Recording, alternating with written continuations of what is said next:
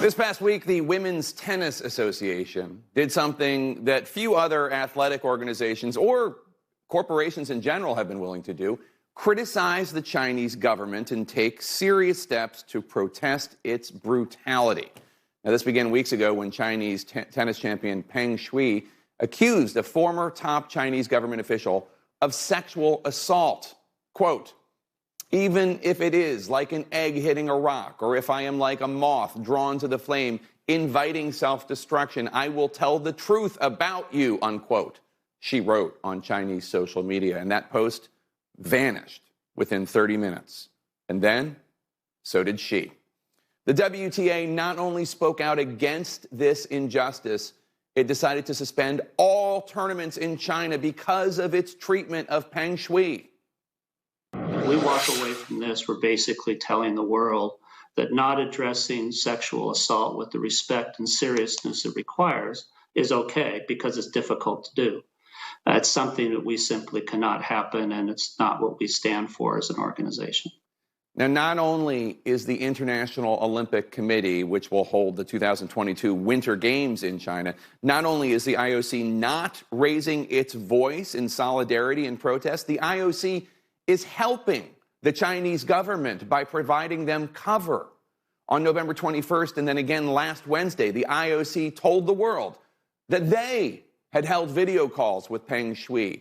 For neither call did the IOC release the video or even a transcript. The IOC has not mentioned her allegations of sexual assault, nor would the IOC explain who set up these calls. The IOC is behaving like a mob lawyer. The IOC is in bed with China.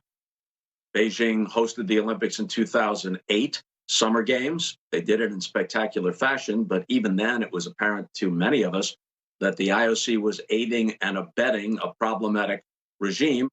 Yes, the Olympics are supposed to be free of politics, but this is not about politics. The allegations against the Chinese government go far beyond its treatment of Shuai.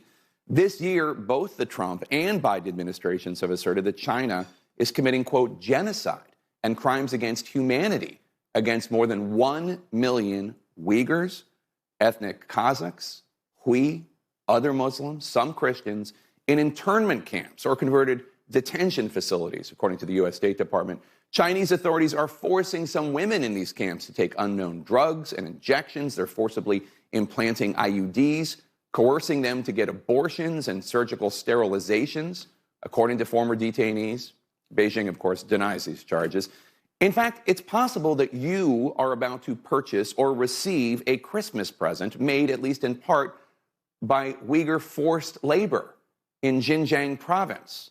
Bipartisan legislation being debated right now in Congress would help prevent that if it passes. Right now, it's unclear that the House and Senate Democrats have a plan to get that legislation to President Biden's desk, with the Washington Post reporting that the Biden State Department is seeking to water down this legislation. We know that for a time, Apple and Nike, a lot of big companies are pushing against it. They're not going to admit it. Who's going to go out lobbying in favor of slave labor? But this is their bottom line. Of course, Apple and Nike publicly claim to decry slave labor. But to be clear, the behavior we are seeing from U.S. corporations is not about a company surviving. It's about discontent with just hundreds of millions of dollars, desiring instead billions of dollars. And those riches, they create blinders so that you get comments like this one about the Chinese government this past week from billionaire hedge fund manager Ray Dalio. As a top-down country, what they're doing is that it's that kind of like a strict parent. They behave like a strict parent, and they go through that. That is their approach. We have our approach. A strict parent, just like, Casey Anthony. Even companies that here in the U.S. pride themselves on progressive values will whitewash for gold. For a Chinese release, Marvel Studios' Doctor Strange turned a major Tibetan character into a Celtic one, reportedly for fear of offending China. Here's Tom Cruise's iconic bomber jacket in Top Gun from 1986, which includes a flag of Taiwan patch. And here's Paramount's replacement patch, decidedly not Taiwan, for next year's sequel. Here's Disney in the credits for Mulan, thanking the publicity department of the Chinese Communist Party in Xinjiang, where the cultural genocide is happening. Disney, of course, bought the rights to The Simpsons for its streaming service.